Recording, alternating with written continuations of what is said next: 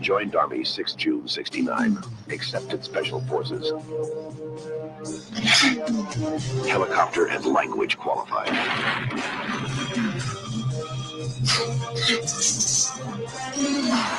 Expert in light weapons and guerrilla warfare. Sylvester Stallone is back as Rambo.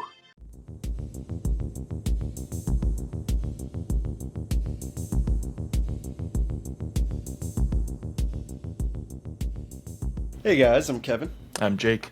And this is Movie Matters. Hope everyone had a good Thanksgiving. We're now in a new month, and we're doing sequels month. So these are all movies we've done before, but it's their sequel. So today we're doing Rambo, First Blood Part 2 from 1985. Obviously we did First Blood a few months ago, and so now we're doing the sequel, and I haven't seen...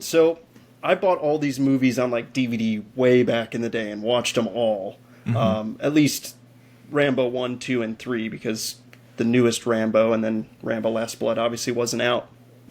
But I remember liking the first one out of all of them, and I thought all the rest of them kind of stunk, like Part 2 and Part 3. However, rewatching this movie's awesome. This movie's so sick. Yeah. Yeah. Like... I was blown, I don't know what I was thinking as a kid, because, again, I think maybe it's because I just preferred Schwarzenegger to Stallone, but this movie ripped. This movie was so awesome. I like it. Go on. This is another movie that works on several levels. So, I feel like if you're watching this as a kid, it's just, a shoot-'em-up action movie, but there's a lot of content in this beyond just the action. If you're just comparing this to one of the other Schwarzenegger shoot-'em-up movies, the Schwarzenegger ones are more, I'd say, fun. Where this is a very serious movie. Yeah, and what's funny is I'm gonna. My younger self is going to kill me for saying this. You're converting? I'm converting. The Stallone movies rock. Yeah. I mean, not that Arnold's movies are bad, but I feel like Stallone just has more movies and more franchises. I was thinking about this when I was watching it. It's Stallone has Rocky, he has Rambo, and they all have 7 fucking movies. Yeah. And Arnold only has Terminator, and that's pretty much it in terms of a franchise, right? Am I wrong? I feel like that's the only one. I think you're right. Yeah. He does a lot of one-shots where Stallone does a lot of series. Yeah. For sure. Yeah. Yeah. And what I like is Stallone writes a lot of his material. Yeah, and he, more and more I'm really appreciating how good of a writer he is. Yeah. Because it kind of went over my head, watching Rocky growing up, but I just saw a thing, a meme or post or whatever that talked about how the studio tried to fuck him over every step of the way throughout the making of Rocky. Yeah, the first one. Yeah, and they only wanted to pay him $5,000 just for the script, and he was like, "No, I have to star in it," because he wrote it.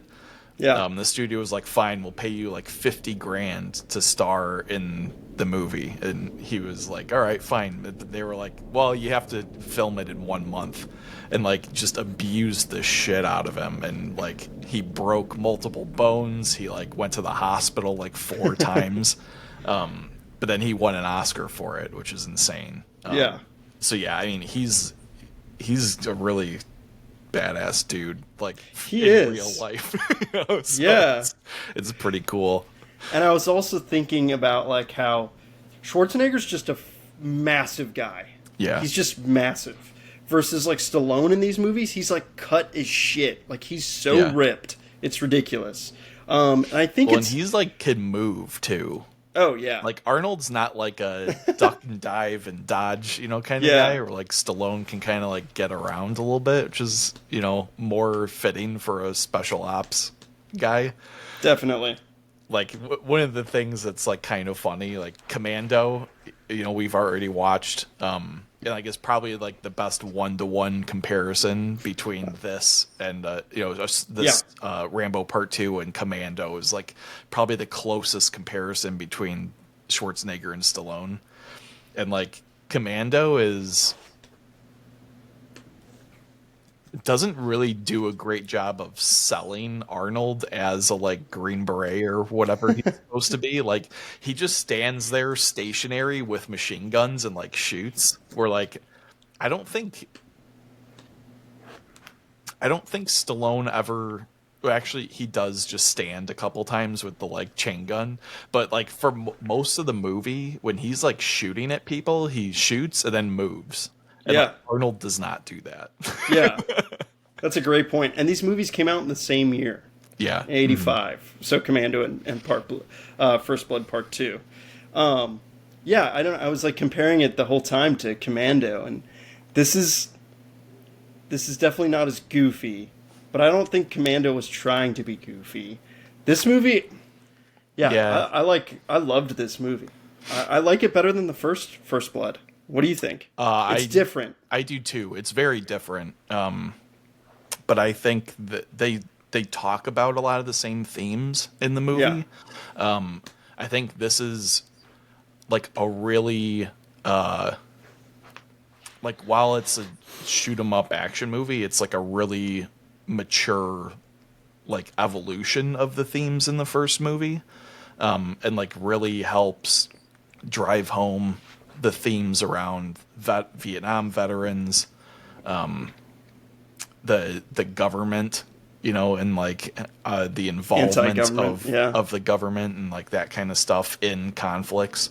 So yeah, I mean it's really cool. And we're gonna talk about it, but like James Cameron helped co-write this, which is wild to me.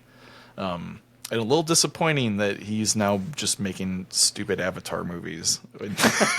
He's involved in some of the best action and sci-fi movies of all time, and then he goes and makes dumb Blue Alien movies. But Yeah, I agree. I haven't even seen the second Avatar, by the way. no, I have no interest in seeing any of them. And again, it goes to, again, maybe we're just used to these 80s movies, but all these Avatar movies are like 3 fucking hours, and I just don't have patience to watch CGI for 3 hours. Right, yeah. So, but yeah, so I can go into that a little bit with James Cameron, that he wrote this. I mean, we kind of talked about it in Aliens, our Aliens review, because he was writing this movie and Aliens at the same time, and apparently had like multiple desks he would go work at. Like, oh, I'm writing my Aliens movie at this desk, and I'm writing Rambo Part 2 at this desk. So just to keep them separate, which is kind of interesting and like cool way to do it. But apparently a lot of his stuff was rewritten. So we also talked about this kind of in Cobra, where Stallone is kind of a control freak, and he likes everything his way, and he basically changed a lot of Cameron's script. So, because James Cameron only wrote the first draft, and Stallone made a ton of changes to it, because Cameron originally paired him with like a goofy, humorous sidekick. And they originally wanted John Travolta to be that sidekick, which is hilarious because John Travolta was originally supposed to play or was in the running to play Rambo in First Blood. And what's funny, obviously, is in First Blood, and we talk about it in our review, is in the book he dies at the end. And he was supposed to, so obviously they didn't do that for the movie, and I think that's part of Stallone just wanting to make more movies, kind of similar to Rocky, where he's like, I want to make sequels to this.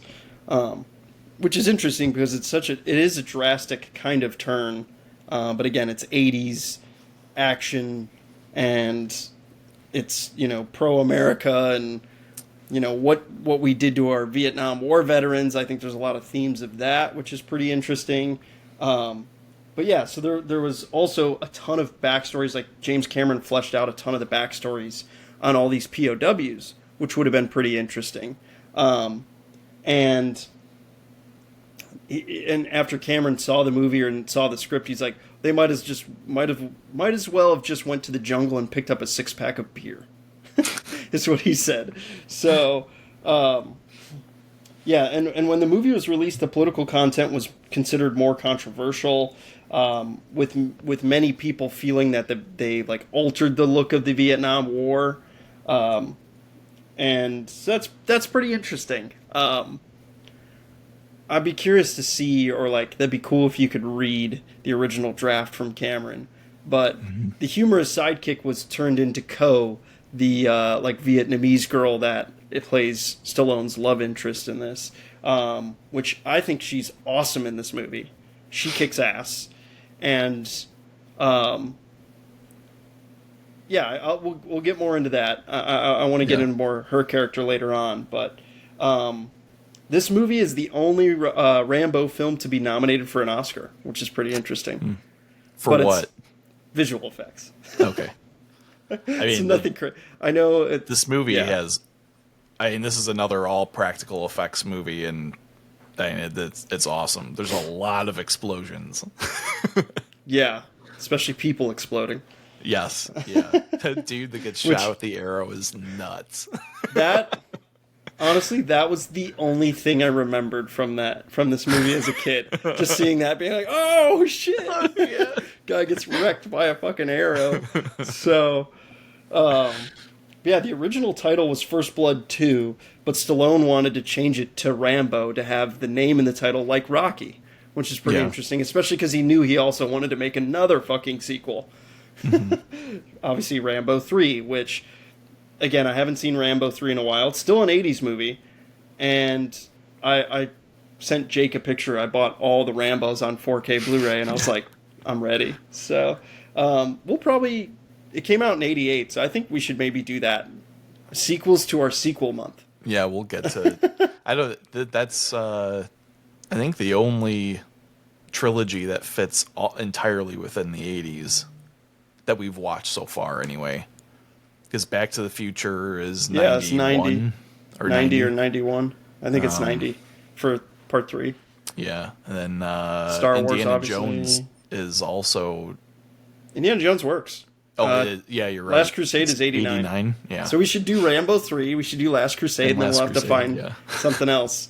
Because Beverly Hills Cop 3 is like 94, I think. We can cheat and just do Back to the Future. No one will care.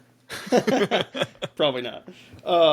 Speaking of Beverly Hills Cop, this movie made a ton of money. It had like a super low-ish budget.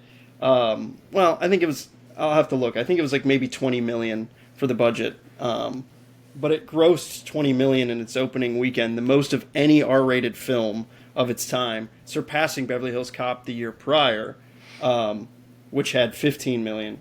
Then the record was later broken by Beverly Hills Cop 2, which... Is that the next movie we're doing, or are we doing Back to the Future? Are we doing Beverly Hills Cop? We always...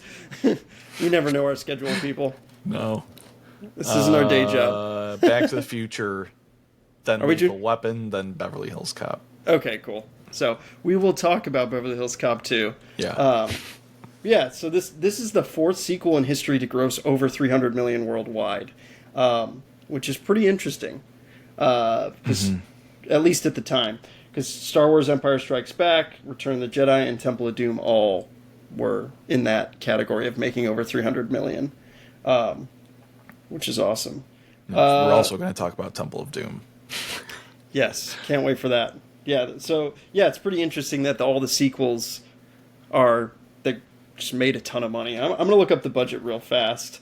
And, at least this franchise, Back to the Future, and Indiana Jones, I think all have sequels that might be better than the original. Yeah, I would agree, actually. I don't remember Beverly Hills Cop 2, though. I don't remember it that much. It, so that might also be a contender. Remind me, did you never see the first one, either? No, not all the way through. Oh, wow. Okay. Yeah, I've seen... Again, all these movies were movies I bought as a kid on, like, DVD, and I was just like, oh, cool, like, I hear these are classics, and I bought them and then just watched them, and haven't watched them, besides, like, Indiana Jones Back to the Future, of course. and like Yeah. Terminator and all those, but like I haven't watched those since being a child. So again, this movie was a pleasant surprise that I just was blown away, quite literally. And my eyes were glued to the screen. I just was like, I don't like, obviously there's distractions in real life, and I hate pausing movies and like going Yeah, and doing same. something else. But this movie, I just wanted to rip through it. And it's a quick movie. I mean, it's like 96 minutes or something like that. Yeah, it's not. It's paced really well. It is. It is. And what's crazy is I read. I think it was like, it's not until like at least a half hour in that people start dying. Yeah. So it sets the story But really then well. The body count ticks up real quick. Dude, speaking of that, so this is a pretty funny stat. So when they kind of introduce Rambo, or like Murdoch, the bad government guy, is talking about Rambo and like talks about his age and the number of kills and his medals. He's like 59 confirmed kills in Vietnam. In this movie, Rambo kills 74 people. Like, He Yeah. more than doubles his confirmed kill count. yeah, pretty much. Like, Which we talked Jesus. about in overall. In First Blood, he doesn't actually kill anybody. No. So this there's, is a pretty- There's the one accidental kill, the accident- guy that it's not falls really off the his helicopter. fault, though. Yeah. But yeah, like he, this is a very drastic departure from Yeah. the first movie. So in 2 days, Rambo kills more people than his whole time in the war. Jeez. Yeah, it's pretty interesting. And to prepare for this role, Stallone did 8 months of training for 4 hours a day, which is crazy. Again, he's fucking ripped in this movie. And I think it's Rocky 3 I think it's Rocky 3 where he like is considerably more cut than the first 2 movies. I'm pretty sure the it's one Rocky with 3. Mr. T, right? Yes, I think Yeah. so. And he's like considerably fucking ripped in that movie. And I think that's right around the same time that this came out. Yeah, I think so. Oh no, Rocky 4 came out during this time. So he was cut as fuck in that too. Yeah, because that's the one with Dolph, right? Yeah, which so apparently Dolph was signed on to play Colonel Podovsky in this. Oh, really? He was Nice. originally supposed to be cast in this, and then Stallone realized he'd already been cast in Rocky 4, and was like, "All right, I'm going to pay his contract out because I don't want the same villain in this." Yeah, which yeah. is really smart. And you've got Steven Berkoff playing the villain, who is the Beverly Hills Cop villain. Yeah. So that was pretty cool. It- And he, the whole time too, because we already talked about Murdoch, the CIA yeah, agent or whatever, who's the cowboy in the Blues Brothers. yeah. It's in the Good Old Boys band. Also, he's in he's in Austin Powers, and I was thinking about his character the whole time, where he's like, "Feed my fish, like pack my bag." Oh, do you know what I'm talking about? I think he's that guy. Yeah, I think he might be. Yeah, that's what I was thinking the whole time. But he also he always plays some like jag D-bag, off. yeah. Yeah, I mean, in the beginning, you pretty much, again, the comparisons to Commando in this are pretty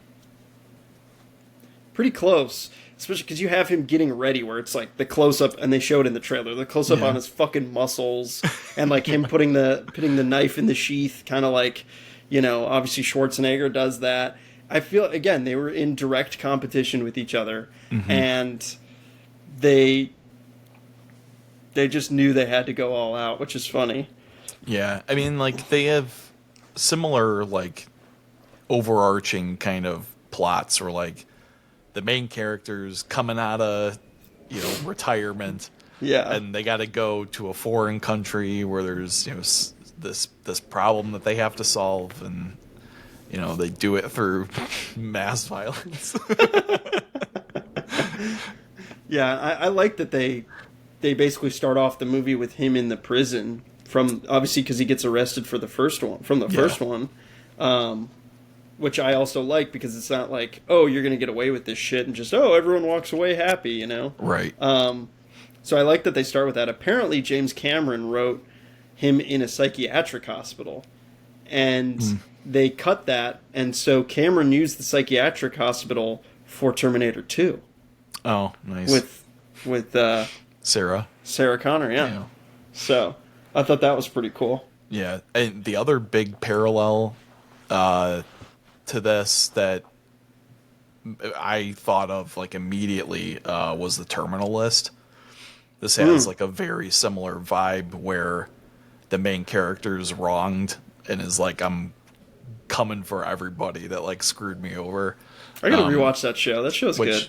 Jack Carr is the author that wrote the book series, and he posts about First Blood and First Blood Part 2 all the time. So like, oh really? They're obviously huge influences on him. That's cool. But yeah, like I saw it like very quickly, like, oh, like, yeah, this is where he like pulled different plot points from, and like, yeah, the like government conspiracy aspect for sure. You know, like this is like, and we talked about some of that government conspiracy kind of stuff in July, and couple of the movies I think kind of leaned in that direction. But this one is probably the most overt. Oh yeah. Of the movies that we've watched so far from the 80s. Yeah, I mean, it's super interesting, especially because at that time, this is 85, so like right in the middle, you know, you're in the middle of a lot of like Iran-Contra, I think, was right around this time, which is like a big exposure of the CIA kind of dicking around in other countries and like messing things up. Then, you know, later, it would come out like all the other weird shit that the CIA was doing in the 70s and 80s and the 60s. And, you know, watching this movie now, in the current kind of political climate and the extreme lack of trust in institutions, this movie has like a lot of like staying power, which is really interesting. Definitely, especially for its carnage. Oh yeah. Yeah, I like all that.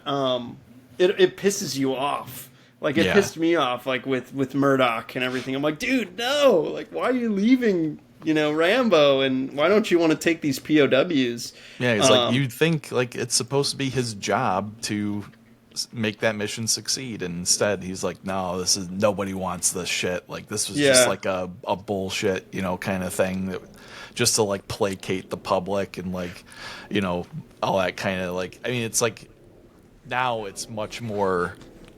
I feel like it's more commonplace for you to have like shitty. Like federal agents in movies. We talked about that in Die Hard too, you know, where the Johnson. two FBI agents are like, you know, how many casualties? Like, they're like, no more than like 20. That should be acceptable, you know. Like, they're kind of like pieces of shit, and like, you know, you're supposed to hate them. So like, yeah, I feel like this movie might have been kind of the start of that. Well, what's like funny is tipping towards that trope, you know. Definitely. What's funny is there's a lot of foundation and fact in this movie from what I read, and I just pulled it up because it's pretty interesting. And I'll read this kind of verbatim. This is from IMDb.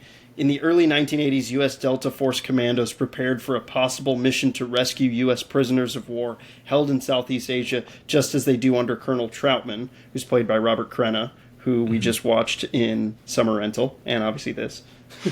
However, their efforts were stymied by Colonel Beau Gritz, like John Rambo, a much-decorated former Green Beret and Vietnam War veteran, who launched his own abortive attempts to stage a private rescue raid. A subsequent government inquiry headed by Senators, Vietnam veterans Bob Smith, John Kerry, and John McCain.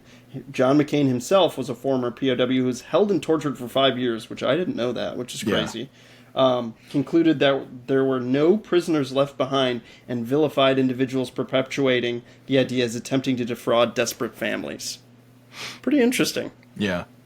So, yeah, I think them just putting this on as almost like a publicity stunt, in a sense, is pretty interesting. Yeah. Like the like last exchange in the movie, I think sums up like the major theme. 100%. Which I had to pull it up because I didn't want to butcher the actual dialogue. But Yeah, it's really good. Troutman and Rambo are walking away, after Rambo saves everybody and he's still almost shirtless. stabs Murdoch in the face. Yeah. I thought he was going to kill him. I'm glad he didn't, though. Yeah, it's like, more. it would have been dumb if he killed him, in my opinion. Yes, yeah. I mean, like, it would have defeated the whole purpose of the movie, kind of, and Right, like him yeah. getting out of prison. yeah, it wouldn't have given him the like moral high ground at the Yeah. end of the movie. Yeah. Yeah. But Troutman says, the whole conflict may have been wrong, but damn it, don't hate your country for it. Rambo says, hate? I'd die for it. Yeah. Troutman says, then what is it that you want? Rambo says, I want what they want, and every other guy who came over here and spilled his guts and gave everything he had wants. For our country to love us as much as we love it. That's what I want. And then Troutman says, how will you live, John? And Rambo says, day by day, and walks off into the jungle or whatever. Yeah, to go God knows fucking where. Yeah. But like that's And then like an upbeat sums up- song plays. Yeah, which is God. We'll talk about that, I'm sure. But yeah, like that like mini monologue that which is really only like two sentences that Rambo Yeah, but it's gives so is, good. like, That ending, I was blown away by it. yeah, it's like incredible writing and just Yeah. like such a great way to sum up the themes of not just this movie but the first one also in like Yeah. a very nice, concise way that like even absolute dummies watching the movie can be like, oh, that's a good takeaway, Yeah. Yeah, it's awesome. And what's crazy is when this movie was filmed, there was estimated around 2,500 POWs still, like, Yeah. at large, which is Yeah, crazy. it's wild. Like, missing in action. That's insane. 2,500? Yeah. That's wild. Yeah, it's sad. I mean, yeah, that ending is good, and like that whole, I even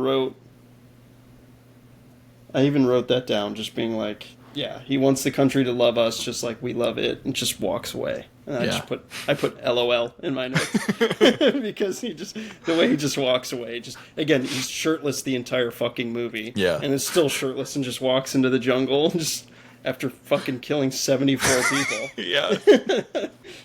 Pretty awesome. And then again, there's kind of an upbeat song. It's supposed to be emotional, but It's dumb. I don't it know is. why they think like every 80s movie ends with these like It's dumb like, poppy like supposed like Breakfast Club, fist in the air type. like yeah. that's a little different. Like but like action movies, like I literally know. you just watched him like massacre an entire like army unit, and it's like fucking playing like Eye of the Tiger or something. Like Yeah. it doesn't like make any sense. Yeah. Like that.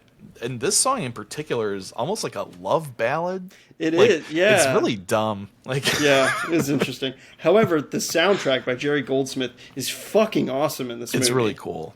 Yeah, It's so really good. Yeah. Yeah, I mean, it really, this movie impressed me. I mean, I sincerely liked it a lot. And I mean, the dialogue is a little goofy at first where, I'm expendable, and like, Ko is just very stereotypical, like Vietnamese with her accent, which is kind of annoying. Her But broken English wasn't necessary.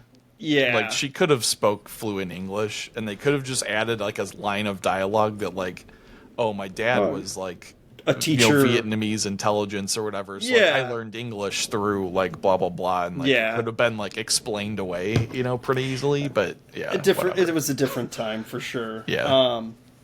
But I love one of my favorite lines from her is the girl comes up on the bicycle and she's like, "Cycle girl whore from village." Yeah.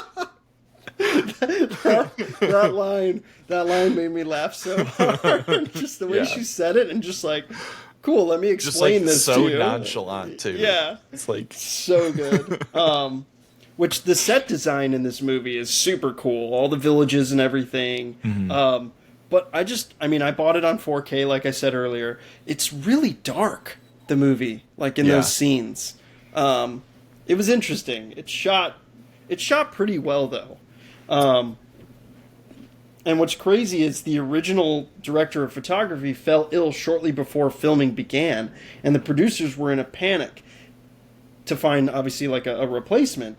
And they shot this in Mexico, where it's like 120 degrees, and like apparently Stallone fought off every type of fucking animal in this movie, like snakes, scorpions, like all kinds of fucking shit, he said. And then, as luck would have it, Steven Berkoff, the villain in this, discovered in a phone call to a mutual friend that legendary British director of photography Jack Cardiff happened to be holidaying close by at the time. He mentioned it to Stallone, who jumped at the chance to get the Oscar-winning 70-year-old veteran on board, and they brought it to the attention of the producer, and then they contacted him. Cardiff was initially reluctant to accept the job, as he had only just finished work on the Stephen King adaptation Cat's Eye, which we need to watch, and we talked a little bit about Stephen King adaptations. And he was only intending to have kind of a quiet vacation before returning home to the UK, but Stallone proceeded to help him out, to convince him and to pay him quite substantially for 6 weeks of work, and he agreed, which is pretty crazy. Yeah, it's pretty cool. And I think it's evident, watching this, there are some shots in this movie that are absolutely awesome. Oh, yeah.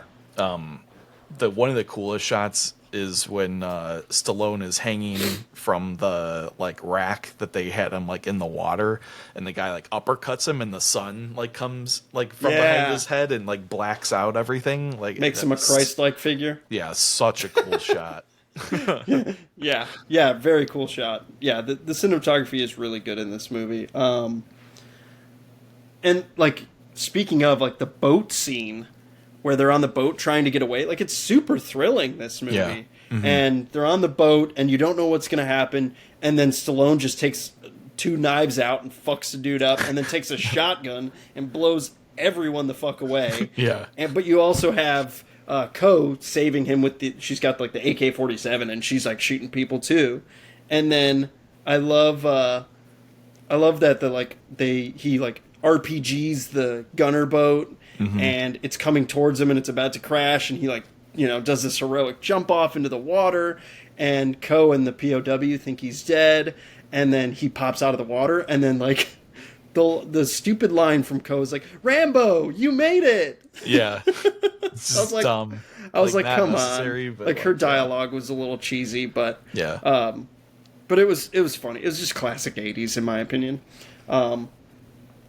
Yeah, and then you've got the movie. I feel like the movie just adds Russian people just because of, like, the Cold War kind of tensions heightening, Yeah. and it's like, this movie does a really good job of, initially, the bad guys are the Vietnamese army that are holding these POWs. Yeah. Then it's like, oh, no, now there's Russians. It's like, oh, shit, okay. Like, we're ratcheting things up. Then it's like, just kidding. The real villain is a CIA agent that's running this operation. You're like, Yeah. It's like the Vince McMahon meme. Like, Yeah. that's kind of like how this movie builds up to who the ultimate villain is. And, like, it's just done extremely well. Yeah, there's layers to it, surprising layers. Yeah. For a fucking 96-minute 80s action movie that's a sequel. Yeah. And like I didn't look at anything, before I started watching. Yeah, 'cause this is the first time you've seen it, right? Yeah, and I had no idea how long it was, or anything. So like, like you said, it's like 30 minutes before anybody dies. Yeah. And then like things start ratcheting up, and I got to the point where I was like, oh my god, like is this gonna end up being like a 3-hour movie? Because it's I mean, like it was paced really well, but I was like, Yeah. I don't know, like they're like just adding more and more complexity to this, and I was like, I don't know how they're gonna like wrap this up, like in like a timely manner, but they do a really good job of that in the third act in particular. Yeah. And I kept being like, are you going to get the POWs? Are you going to get the POWs? Like, they're almost on the back burner a little bit. And then he goes back from, and you're like, oh, thank God. Yeah. Like, you almost think he's going to, like, forget them, but it's like, you can't. It's Rambo. Like, yeah. No. Yeah. So, he's not going to disappoint you in that way. Yeah. Yeah. That was good. But I just remember when, like, he's getting interrogated and he's getting electrocuted on, like, the spring mattress, which is pretty fucking cool. Yeah. And I love where they're just like, they put him in front of the microphone and he's just like, fuck you, like, so cool. And then you get Ko saving his life again, which is awesome. And him just wrecking people. And then they leave and I'm like, yo, what about the fucking POW that was just like sitting there? I just kept thinking about that guy. But it made sense that they didn't drag him along. But I mean, just the scene before that where the helicopter leaves him and Colonel Troutman is like pissed because they're like not going to take Rambo and the POW. And like that scene is emotional and it's super good. It's like well done. And you're like, fuck, why are they leaving him? And then he gets captured and you're like, shit. Yeah, because that was like at that sequence, you can kind of tell that something's not right. Even before Murdoch starts radioing the helicopter, because they're just kind of flying around in a circle. Yeah. And like Rambo's right there, and Troutman's like, he's right there, let's go. And like they could have just like swooped down and got him, and but you can tell that there's something going on even before it's revealed, which I think is really, really cool. And is done like without like cheesy dialogue and like leading kind of dialogue. It's done through like the actual like filming of the scene, which is hard to do well. I think. Yeah, I agree. And I like that. I mean, you see it in the trailer too for the movie about with Murdoch and Troutman kind of arguing about like, you're making a mistake, and it's like, oh yeah, it's like, what's your mistake? It's like Rambo. Yeah. And I remember I was watching it, and I just, when he said that, right before he said Rambo, I like knew he was gonna say Rambo, and I said it, and then he said it. I was like, yeah. I love when that happens. Like you guess the line coming, you're just like, fuck yeah. Fuck yeah. It's just like a big payoff to me for stuff like that. And again, I mean, I haven't seen this movie since I was probably fucking 10 or 12 years old. Not even. And so I mean, that was I love those payoff lines like that. And then you get another payoff line is him on that intercom saying like, Murdoch, I'm coming for you. Like, I love that. That's super cool. 'Cause you're like, they ratchet up the tension really well in that scene because you're like, don't fucking do it. Don't do it. And I bet you the audience in the 80s was fucking loving that and being like, don't do it. Yeah. Rambo, don't do it. Yeah, don't give in, don't give up. Yeah. Exactly. So, it's well done. The tension in this movie is really, really well done. And it's very, like I said, it's very thrilling and entertaining. Especially, it's, the whole relationship with Ko and Rambo is actually pretty well done, but it's almost forced at the end where it's like, oh, like, you're going to take me with you? Yeah, I'm going to take you with you. Take me with you, or take you with me. And then she gets smoked. Yeah. She just gets rocked, dude. And apparently when they had Rambo holding her and screaming no, and the camera zoomed into him like 3 times and echoed no. And the test audience laughed like hysterically at that, so they cut it and just, no! Like, I almost wanted that though in that scene. But it is kind of like the love interest is kind of thrown in there where it's just like, oh, I'm gonna like he gives her a kiss and everything. You're just like, all right, like that's a little forced. But then she gets smoked and killed, and you're just like, oh shit, okay, that has some emotional weight to it now. Yeah, I liked her better just as a person that was helping him. Me too. And yeah, when after they kiss, I was like, ah, shit. Like, Yeah. you know, like here's a dumb love Yeah. interest that's just thrown in here. Then she gets smoked, and I was kind of like, oh, thank God. Like, I mean, honestly, me too. Again, I didn't want the stupid love interest in that for like the '80s, but yeah, and then, like it subverts just expectations. have a place in a movie like this. Like No. you're in the middle of the fucking jungle, a dude. run and gun jungle like warfare movie. Like you can't like be making out in the middle of that. So Hey man, yeah. some people are horny. I don't know. But then I think like that was actually I think handled about as well as you're gonna get it handled. Yes, because agreed. like she kind of has to die. Like that's what like really ratchets up like how pissed he is. I think Yeah, and like on top of being pissed at Murdoch, like that's like the final straw, and that's when he really goes ham. Goes back for the POWs and saves everybody, Yeah. And like not that like I feel like she is helpful in the movie, but I feel like she wouldn't have been able to be as helpful in that final like sequence where Rambo's just like machine gunning the shit out of people, and like she would have just been distracting, I think, and like that I could see that. third act should be focused on only Rambo like kicking ass, Yeah, like and saving people. Yeah, I get that. But I do like the whole him putting her necklace on, which I like a lot, and then him putting the bandana on, and like the back shot of him with his fucking muscles and everything is hilarious. And then he starts taking out people one by one, which is super cool. And then there's basically like, I mean, Predator came out in '87, and I was like, oh shit, Predator kind of copied that. Where he's like in the mud against the wall and comes out and kills the dude. That was fucking badass. Yeah. And I mean, Predator kind of copies that a little bit, which is funny. Again, Stallone versus Schwarzenegger. And then you get him with the bow and arrow, like killing fucking people, and it's just super cool, super well done. And then, I mean, the cheesy part is where he takes out the dude that killed Ko, and he shoots the guy with the explosive bow and arrow, and he fucking shreds into pieces. And Stallone's just kind of being a badass and standing still on a fucking rock, like taking his time, where this dude is freaking out trying to kill him. Yeah.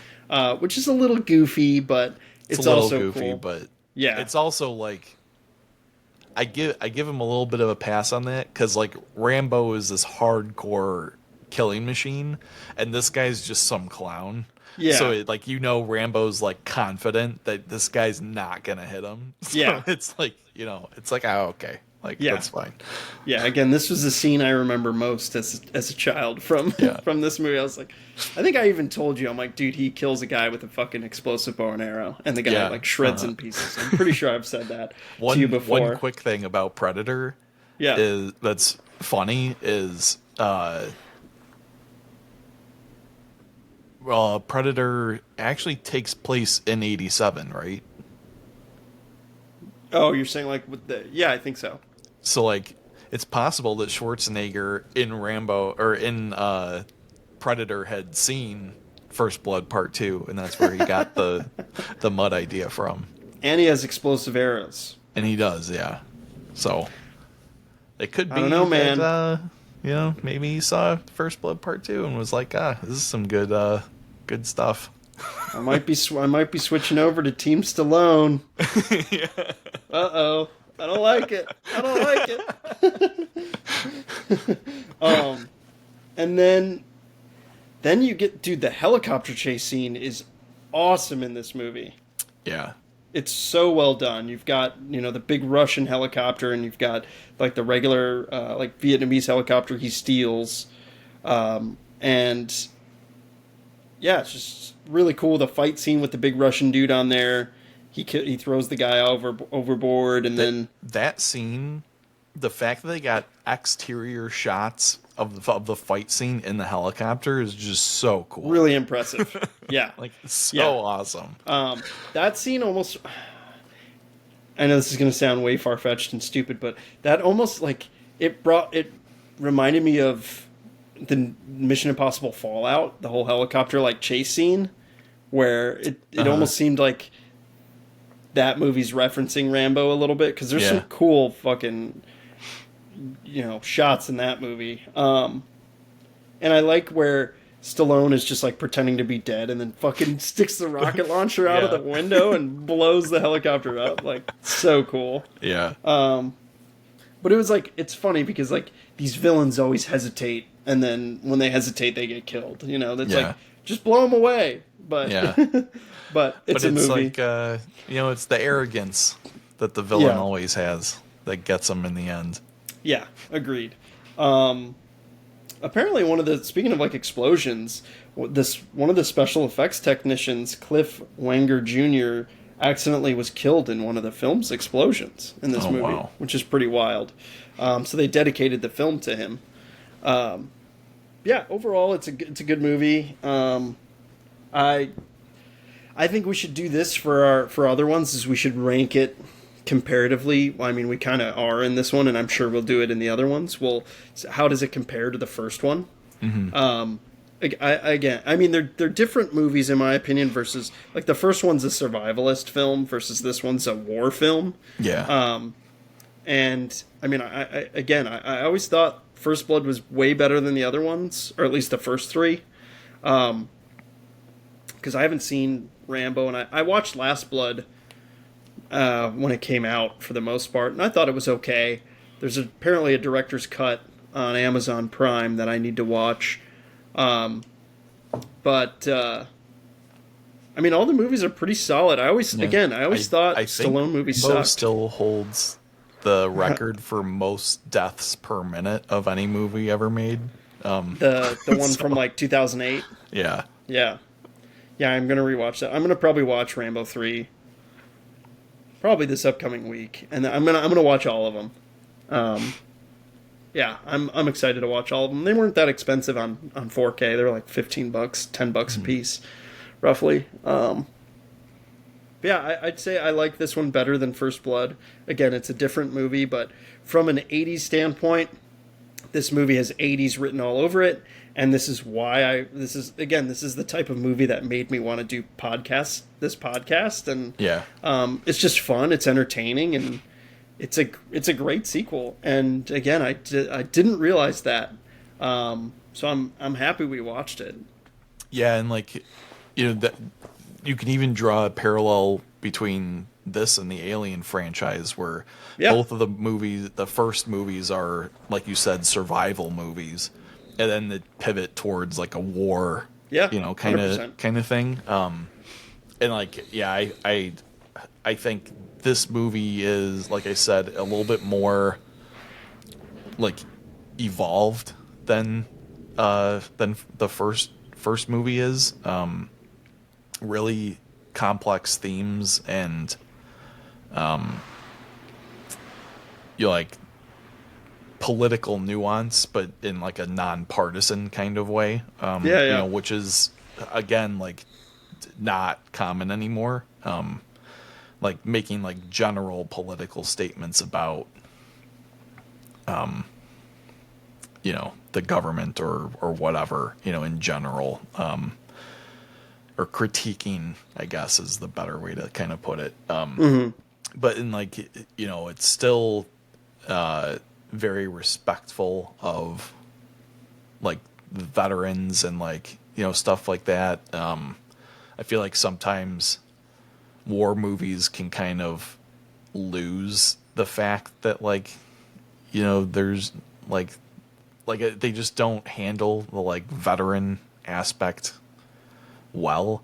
And like this movie, I think, is very respectful of that, and like and to like the POWs, Yeah, definitely. which is also like something where I feel like POWs aren't always depicted well, and this movie actually does a pretty good job of like not making them like, you know, such like sad sacks, and like, Yeah. you know, like they all kind of like help out in the end in some way, and they're like shooting at the helicopter and stuff. Yeah. So like, you know, it's not just like, you know, he's Rest. saving these Yeah. guys and they're like useless, you know. Yeah. Yeah. So Agreed. yeah, and like, yeah, and these guys are like fucking like Green Berets and shit too. So like they're, Yeah. you know, They can fight. right. Yeah, I like that too. That's a great, Yeah. great point. Yeah, overall, I mean, I surprisingly loved this movie, and again, totally forgot that it was this awesome. Yeah. So next week we've got Back to the Future Part 2, as we had to look up on our calendar. But I'm super stoked for that one because I love that movie. Haven't seen it in a couple years, probably a few years, but I think I almost like that one better than the first one too. I think it's my favorite out of the three. Yeah. So, but we'll see because the first one's classic, of course. So, yeah, we'll have that one next week for you in our sequels month, and hope you guys enjoyed this one with Rambo: First Blood Part 2, and we'll catch you next week. Yep. See ya.